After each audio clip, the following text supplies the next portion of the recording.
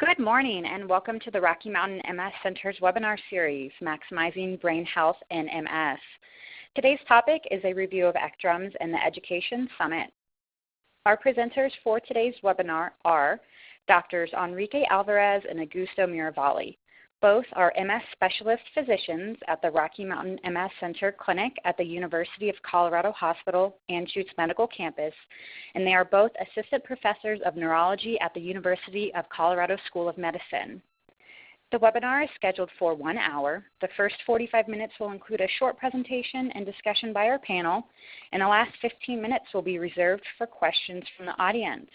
You can submit a question at any time during the hour by entering it in the chat window you see on your screen. Thanks so much for joining us today. Now here's Dr. Alvarez. Hello, and thank you for the invitation to do the presentation. We'll keep this pretty informal, and we'll just basically be talking about some of the questions that were presented at the fall retreat. So the first main topic of questions that seemed to kind of raise a lot of questions was regarding sort of the JC virus and PML questions. Just to kind of review, the JC virus is the virus that's responsible for causing PML. And I think before we answer some of these questions, just given the number of questions that are out there, it might be good to provide a little bit of background about this virus. So the JC virus is normally a bladder virus.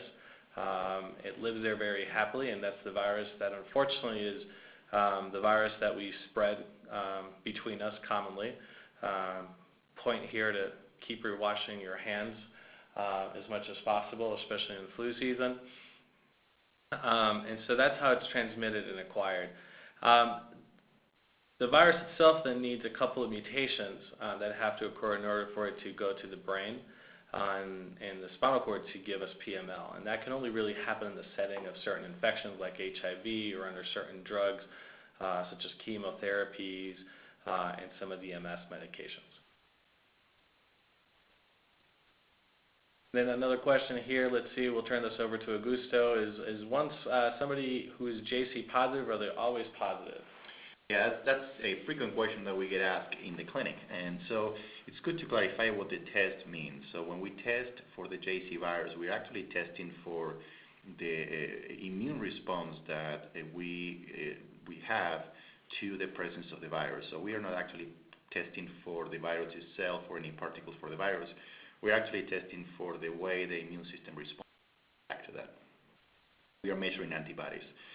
So for that, it could be some situations in which fluctuations can occur, and there are thresholds that we use in the amount of antibody response that individuals may have to the virus, and we measure those as ways to determine risk of reactivation of the virus and, as Enrique mentioned, potential PML. So the results that we get as a negative, indeterminate, or positive are just simply results of those antibody formation to the virus and the clinical thresholds that we determine to establish certain risks. So we currently have certain values that are thought to be less or more linked to risks of PML. So arbitrary has been determined that 0.2 or less is considered negative, 0.2 to 0.4 is considered indeterminate, and more than 0.4 or higher than 0.4 is considered positive, and even within that range you can determine a low positive or high positive risk. So as you can imagine, that fluctuation can occur over time, so we see infrequently, but actually it's possible to see that patients that have been tested positive before, as we repeat the test over time, that change over time. So there is a small risk from that to happen. The same is true for patients that are initially negative and that result come back positive in the future. That could be a result of normal fluctuations on the antibody formation, or indeed that there is some sort of reactivation of the virus and then there is more exposure to the virus to the immune system, resulting in more antibody formation. The way we take this into clinical settings is that when somebody has an initial test, we try to repeat that at least twice in a short interval to make sure that that's indeed a result. And then we take that into account to establish the risk of going into certain medications. Currently, the ones that we pay particular attention to is natalizumab or Tysabri, fingolimod or Gilenya there. And depending on what medication they are and depending on the results of the test, we have the discussion with patients and establish some sort of.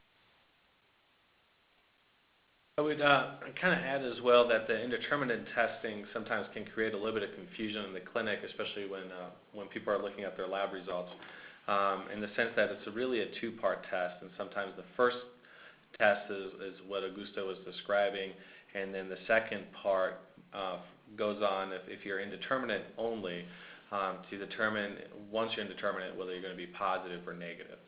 And so that, just to kind of clarify, and then so then we look at that, but the titer is still kind of important and helpful to determine risk, as Dr. Miravalle was mentioned.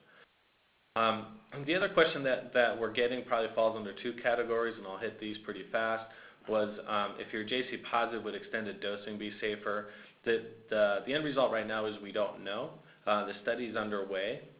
There's 3 or 4 different groups that are looking at trying to answer this question by extending dosing. So Tysabri is usually given every 4 weeks, every 28 days. So people were looking to see if they routinely get their infusions more than 4 weeks apart to see if they had less risk. So far, they have not been able to get the statistical power to say that there's a difference, but it's looking like there might be a trend to suggest that extended dosing might be safer, and that has to be balanced a little bit with whether it's as efficacious as every 4 weeks. So that's the part that we don't know and what they're trying to answer. The other set of questions are, if you're on Tecfidera or Gilenya, or in the Tecfidera and Gilenya studies, how do we interpret the JC virus and what do we do with that? The reality is at this point is that we don't know what to do with those values in patients who are taking those medications. The assumption is that maybe you're at a little bit higher risk, but the risk with those medicines is much lower than with Tysabri. And the reality is that most of the PML patients, or most of the patients who were on those medicines and developed PML, we didn't really know what their status was before they started those medicines. We don't know what the risks are there. I think bottom line for this topic of JC virus and medications with MS, it is an interesting topic. Patients who are on MS medications should have a discussion with their doctors on risks of PML among other risks, and also be very proactive in checking these tests frequently. We have established in our clinic, in our practice, that every 3 months is a reasonable interval for the test. However, in individual patients, we might actually alter that interval, sometimes more frequently, sometimes less frequently, depending on the case. So bottom line, have a discussion with your doctors on the risk of PML, in particular with medications like Tysabri, Gilenya, and Tecfidera, and be very diligent in making sure that to test this important test as your doctor. We'll move to our second topic for the day. This is regarding Bcells and MS. Maybe a little bit of background before we start talking about Bcells. So Bcells are a particular type of white blood cell. We divide white blood cells into a variety of different types of cells. One of those types includes lymphocytes, and then there's different types of lymphocytes. That includes things like T cells, which also includes things like CD4, CD8 cells. So you might have heard some of those names with HIV patients. And then the other big group in that category is B cells. We might be hearing about NK cells or natural killer cells down the future with upcoming treatments as well. To go back to B cells, they've been taking a lot more interest recently as far as what their role might be in MS. Traditionally, probably over the last 10, 20 years, MS has predominantly been thought across the world as sort of a T-cell disease based on mostly animal models of MS. However, with the treatment of rituximab and the upcoming treatment of ocrelizumab, which we talked about a fair amount at the Education Summit, these are treatments that take out the B cells and destroy these cells. as far as trying to show that they're very efficacious treatments, suggesting that the B cells might have a big role in MS. And so this is kind of shifting lines a little bit. And the reality is that most of the treatments that we use for MS also have an effect on B cells. So when Dr. Vollmer, to kind of answer the first question here, was talking about taking the B cells out of the picture, when the new therapies focus on B cells, what are the potential side effects? I think we can focus on B cells being part of the immune system, and the concern that would raise is whether you might start seeing more infections. So far, that doesn't seem to be the case. We're not seeing a lot more infections in patients who have been on rituximab. We can also learn some lessons about people and patients who've been treated with rituximab for other conditions such as rheumatoid arthritis or lymphomas. I think the main concern a little bit is in patients as they are treated for many, many years, their antibody levels might start to decrease a little bit, and they might start developing some infections associated with that. And I think that's one of the things that we need to be monitoring. I think the other part that we're a little bit nervous is we've had 3 out of our 300 patients develop neutropenic fevers on rituximab. These are patients who, instead of decreasing their B cells, also decrease another type of white blood cell called neutrophils. When these cells become 0, it's possible that the patient can develop fevers and pretty sick looking. And these patients then will need to be admitted. There's medicines that we can use to help bring those cells up, but it'd be a concern to kind of continue with these treatments. And that's a pretty small risk.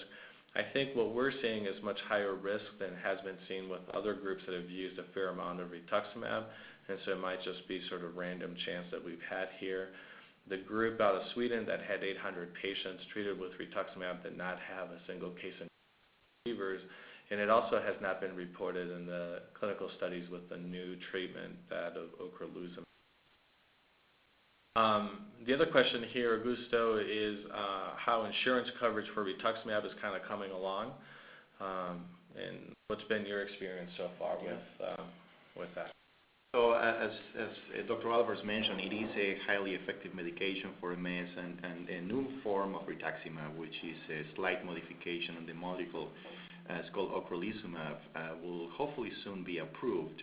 But we currently do not have an indication that is approved by the FDA for its use in multiple sclerosis. So the use of rituximab in MS, it's been off-label so far, meaning that approved, we have to have a compelling reason to use the medication.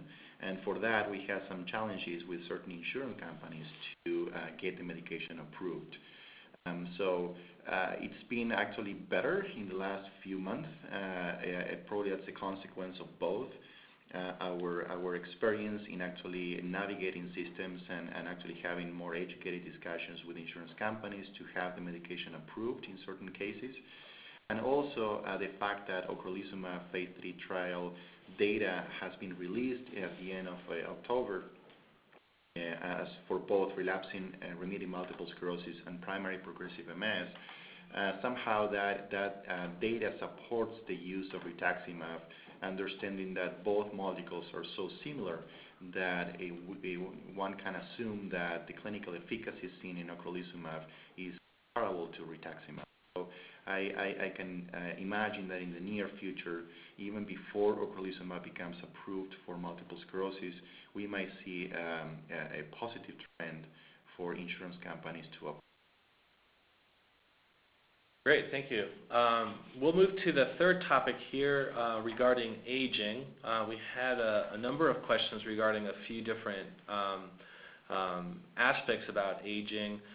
There's a cluster of questions related to brain volume. I'll actually turn this over to Augusto as this is a particular interest of his.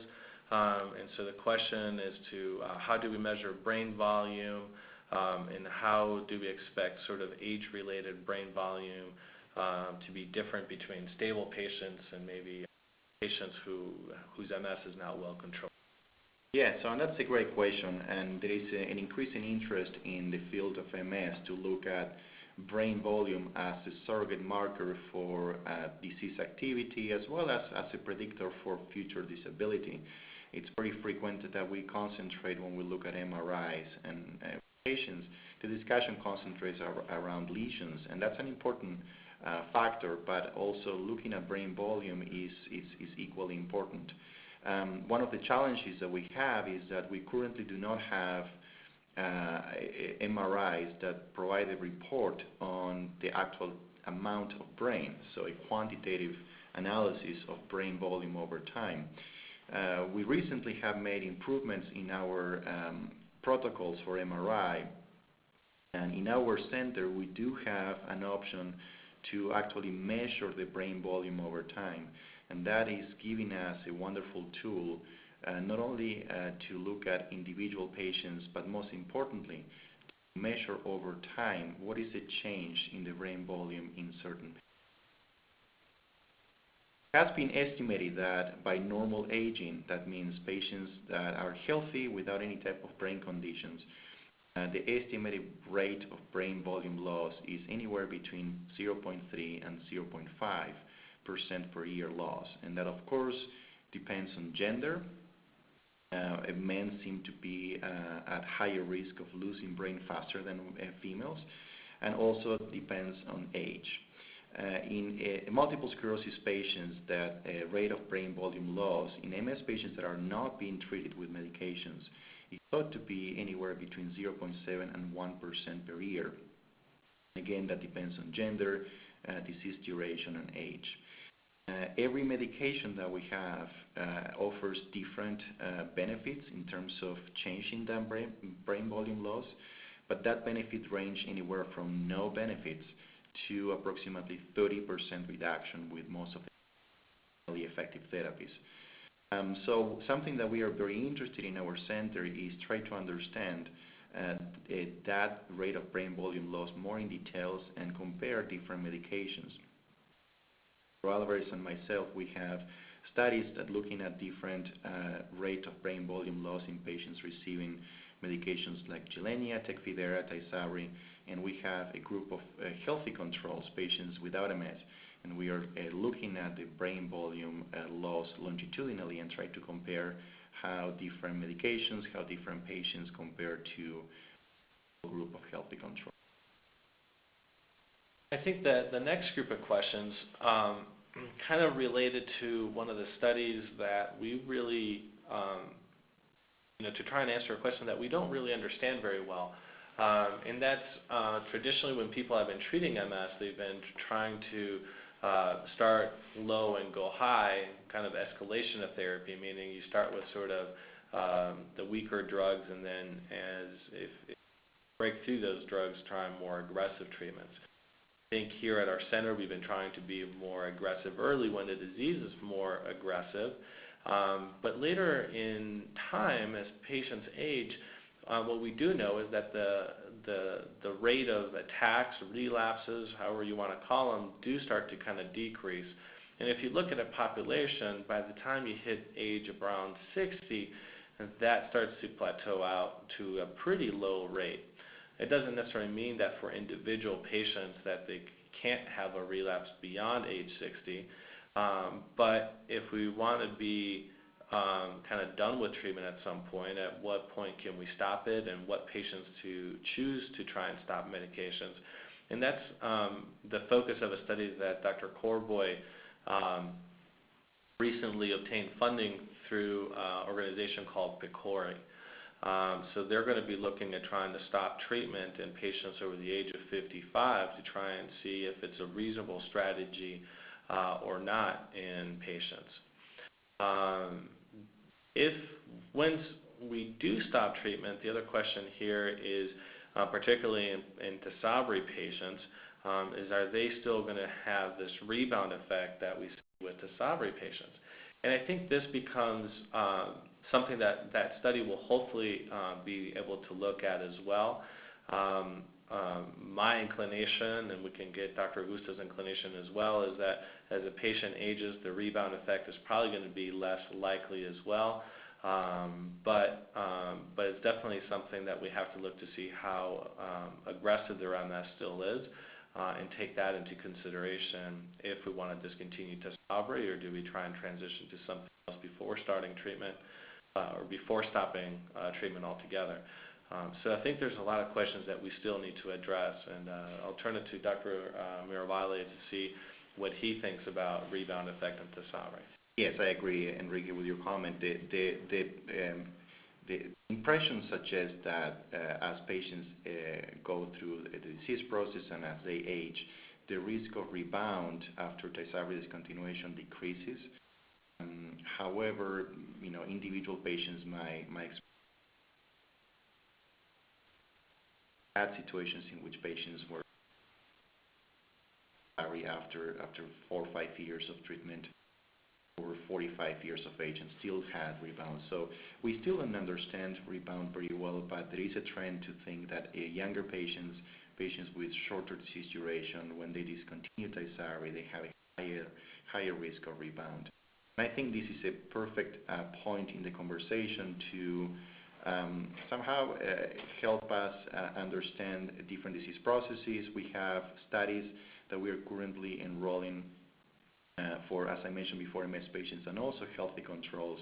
So that will be a good point to remind the audience that if you have interest in participating in research studies, please contact our center and for more information.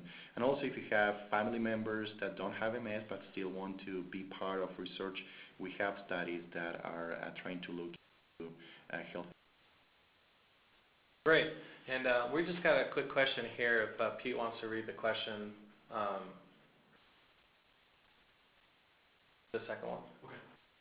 Question is, I'm 50 plus and I've been diagnosed with MS for more than 20 years. I haven't had any symptoms for 15 plus years. Do I still have MS? I've never taken any drugs. I think the answer to that question is always kind of a little bit of a hard one. I would say that you still have MS. We haven't cured the MS. We might have been able to manage it and control it. What I mean by that a little bit is kind of the same question when you look at things like blood pressure. When somebody has blood pressure and you use blood pressure medicines to bring that into the normal range, does that patient still have high blood pressure or not? I would say that they still have high blood pressure, that we're doing a good job of controlling it. We have not cured the blood pressure, and I think those are the same answers that I would use for MS. You still have MS, but it seems to be at least managed or controlled. All right, we'll move over to topic 4. The topic for this is talking about the different stages or different types of MS. I think it's commonly referred to that patients might go for relapsing remitting types of forms of MS. They may develop a progressive phase afterwards. That's called a secondary progressive phase. Some patients start off completely with the primary progressive phase. And there's kind of a small group of people who start off progressive and still have an attack called progressive relapsing MS. This is classically the way MS has been divided. We're starting to kind of refine on that model recently. I think our view at the Rocky Mountain MS Center is a little bit more simplistic than this, and we're not sure how different the progressive versus relapsing forms of MS are. What I think is that there's patients who have relapses, and pretty much everybody has had a relapse. When we definitely look at MRIs, everybody that we diagnose with MS has had evidence of scars in their brain and spinal cord, suggested that they've had these attacks on MS causing lesions in the brain and the spinal cord again. A group of patients will go on to develop a progressive phase. Whether that progression of disability represents sort of a continuum of attacks or not is, I think, something that we're still needing to explore further. I think there's a little bit of an unfortunate situation with terminology here because we can say that MS progresses, but MS can progress because of those relapses, but it can also progress due to progression, the progressive phase of MS. And so when we use progression, we're trying to kind of restrict it mostly to progression phase of MS, and when we do progression due to relapses, we just call that relapses. As far as new lesion formation and why we don't see sometimes new lesions in progressive disease, let me turn to Dr. Miravalle to help explain that part of MS a little bit. Yes, exactly. So, and that's something that I usually try to simplify into looking at MS from the perspective of two different processes that are happening. One is an inflammatory process that is a result of this immune interaction between certain cells and certain components of the brain, the central nervous system. So that interaction is more active early on. So the inflammatory phase of the disease is very active in younger individuals, patients with a recent diagnosis. And as the disease progresses and the patient ages, that immune or inflammatory phase of the disease tends to, at least clinically, abate, and that's the result of that is usually lesions and relapses. That's why we see early on in patients who have a relapsing onset of the disease. But the rate of relapses and the number of lesions early on is higher, and that's independent of treatments. And as the patient progresses and the disease progresses and the patient become older, just by natural history, the rate of lesions and relapses decreases. But at the same time, the second phase of the disease, the degeneration, the progression, that continues to become more evident.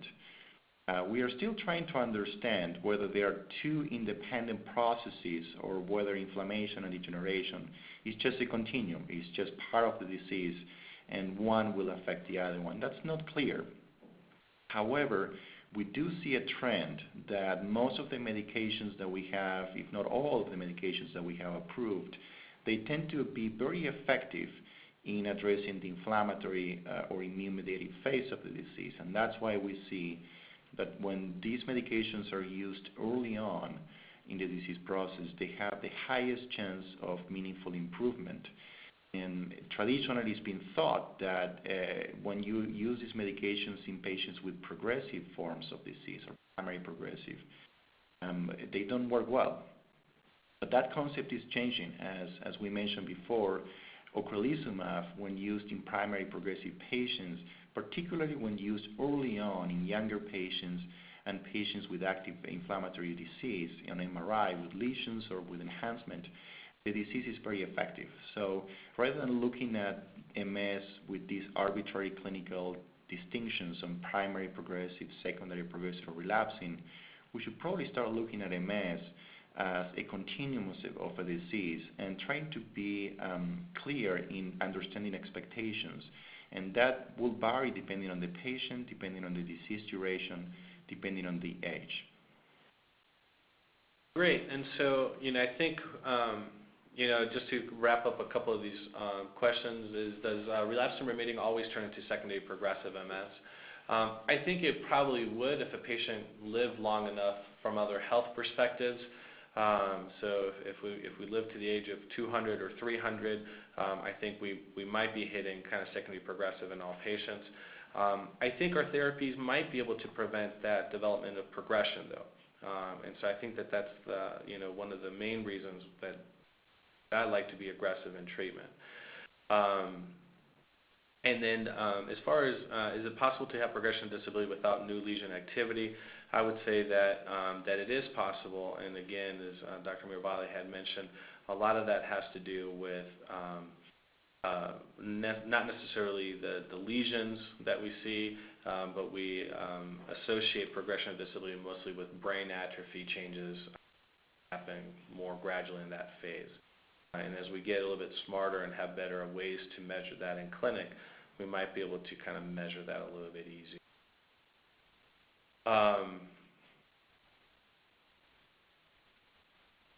We'll turn over to topic number 5. which is basically our grab bag session. So at this point, we'll kind of touch on a variety of different topics. The first question is something that I know Dr. Miravalle has a lot of interest in. Is there any research in optic nerve regeneration and potentially antilingual therapy, particularly probably is what they're referring to? Yes, exactly. So as we briefly mentioned during the fall summit, this year we had seen a significant activity in an interest in therapies that will repair and regenerate. And we start seeing results from early studies looking at medications like antilingo, and that probably is the medication that is more advanced into having data.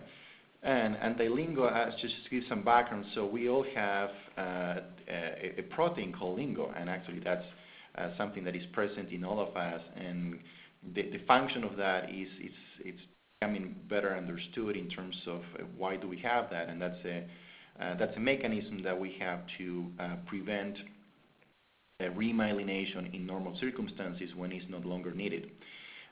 So after we reach certain age, this protein and this compound is going to be more active to try to prevent the brain to continue to grow in a way that is not controlled. Researchers have looked into what happens if we block that protein, that mechanism that we all have. Would you be able to stimulate repair and remyelination under pathological circumstances like in multiple sclerosis? That led to a series of studies looking at animal models early on and more recently in humans, and trying to understand if you block this mechanism, can you stimulate regeneration, repair, and remyelination in MS patients? And one of the early studies suggests that in acute optic neuritis, when you have a well-defined event of demyelination, when you treat patients with antilingual therapies, there is some trends to think that actually function improves after that, and they looked at different clinical metrics with visual evoked responses, and there is some trend towards improvement of function in patients who receive this medication. So stay tuned with antilingual therapies. We are hoping to get a phase 3 trial soon, and if there is a medication that has some hopes for repair and remyelination, probably this will be one of the first ones. There is a second line of agents that are all clustered into what we call stem cell therapies, which are also of a high interest, and there are different lines of stem cell therapies, different approaches that has been done not only to repopulate certain cells that are going to produce myelin, like the oligodendrocytes inside the brain, but also stem cells as a way to modulate immune responses. What I suggested during the talk, and I will reiterate now, is for patients to periodically check with their physicians as well as online, and probably one of the best resources online is go to the NIH clinicaltrials.org, and that will be a safe source of information to look at clinical trials, look at studies, and see whether they are active, whether they're enrolling, and whether they have any meaningful publications that came after that. Yeah, I would add that for stem cells, we often talk about them as sort of just like one type of treatment. There's a huge amount of diversity into how these studies are being done, and so right now they're mostly probably in that phase 1 type of study, and they can vary from using stem cells derived from from you yourself, and then re-injected back into you. That can derive from anything from cells derived from the bone marrow to actually fat cells, skin cells, and things like that are then treated to make them stem cells. And then those cells can then be injected either back into the blood, or sometimes they're injected into the spinal fluid itself that bathes the spinal cord in the brain. So there's a huge variety, and it's really hard to kind of compare across these different studies. Another group of stem cell studies are probably a little bit more drastic, where patients have their immune systems completely taken out with chemotherapy type agents, and then they receive sort of like a stem cell, a complete stem cell redo from somebody else, and that kind of resets the immune system. That carries a fair amount of risk, as you would think, But for people who maybe have really aggressive MS, that might be an appropriate way to kind of think about it as well. The other questions that we have is do we need any patients older than 55 for your clinical trials? And I would say we definitely do. Again, as Dr. Miravalle was mentioning, we have a website that we can go to through our through the neurology department that lists all the different clinical trials. Some of the drug trials have gotten a little bit more stringent as to what age they'll include patients in, and what types of MS you need to have in order to be included in a study. But we do a lot of studies with just kind of looking at our patients and how they do with kind of their standard treatment. And so we definitely have been able to take advantage of patients who are over the age of 55, and especially for treatment trials involving symptom management and things like this, you'll see that age limit get a little bit older. We have a phase 1 study looking at people who are still having active relapses that has an age cutoff of 75, for example. So it just depends a little bit on the treatments, what the age cutoffs might be. The other question here is about the effect of cannabidiol and MS. As you can imagine, this is a hot topic these days. I will give you a little bit about what I normally tell my patients, is that the answer is that we don't know. As you know, marijuana itself tends to have two main components to it, the THC and the CBDs, that are usually readily available in the state of Colorado when you go buy marijuana and list the percent of each of those two compounds. But we don't know which compound does what. A formulation of purified THC to cannabinoid is available in certain countries, in Europe and Canada, for example, called Sativex. That is approved for the use of treating pain and spasms in patients. I get a little bit nervous about cognitive effects, and that usually hasn't been measured in their studies a lot. But I think for some patients it can be very beneficial. The one thing I discourage as much as I can is to not smoke marijuana. We know that there's enough other stuff present in when you smoke something that is bad. It's not so much kind of with tobacco, the nicotine, but all the other junk that kind of goes in with it. And so I think we've gotten one more question regarding vitamin D. With the new report of vitamin D, how much should we be taking for healing? This is another kind of pretty hot topic for MS. It looks like vitamin D might help prevent attacks in MS. We know that there's at least a strong correlation, meaning that people who have low levels of vitamin D seem to have more attacks, and if they've had one attack of MS or that clinically isolated syndrome, more likely to go on to develop MS.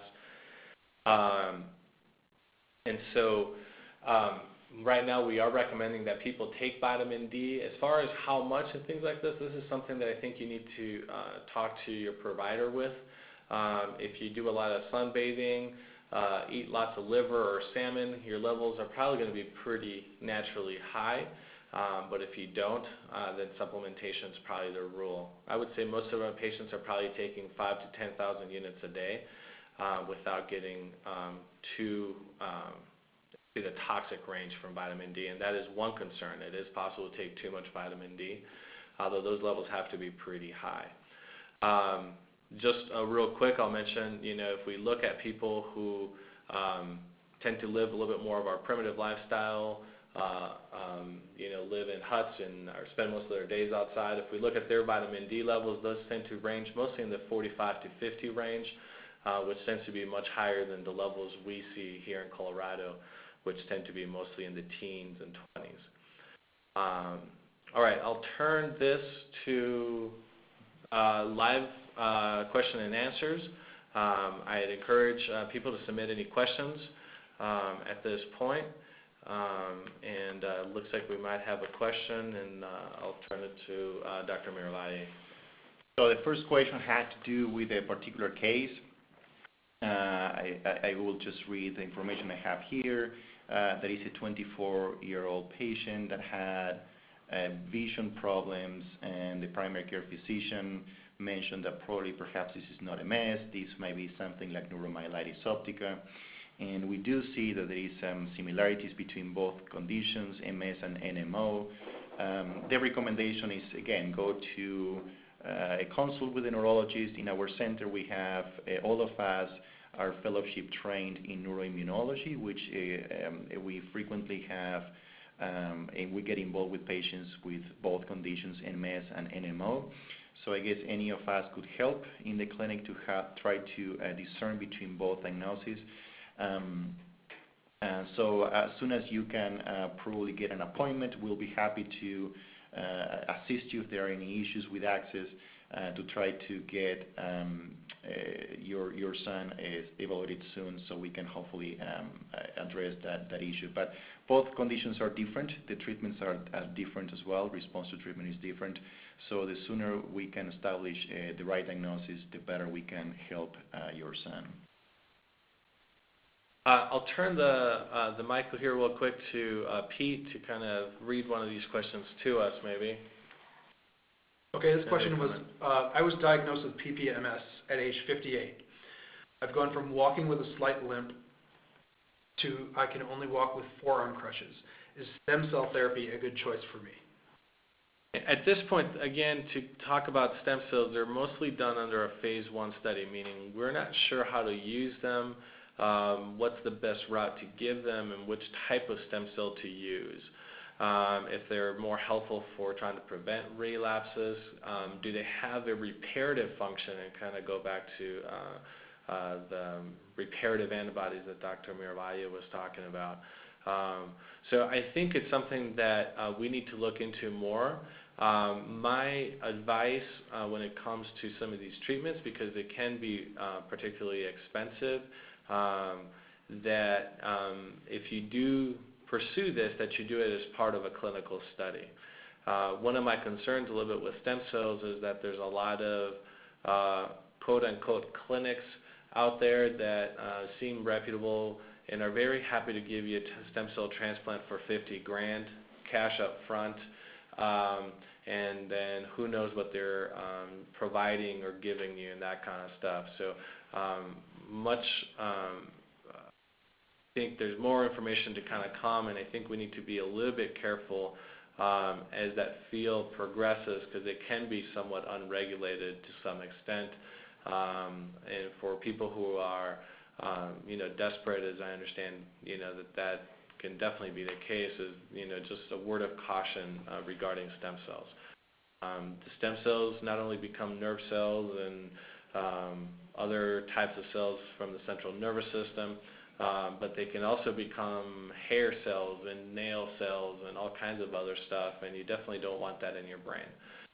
So that's the caution a little bit that we need to be careful for, and make sure they don't become cancers. So I think it's definitely something that we need to explore further. There's definitely studies regarding that, but I'd encourage that to happen under a clinical study. Looks like we got another question. With the Tysabri being approved for so long now, how many cases of PML have occurred? So far, we're about 500 cases, I would say, according to the last numbers.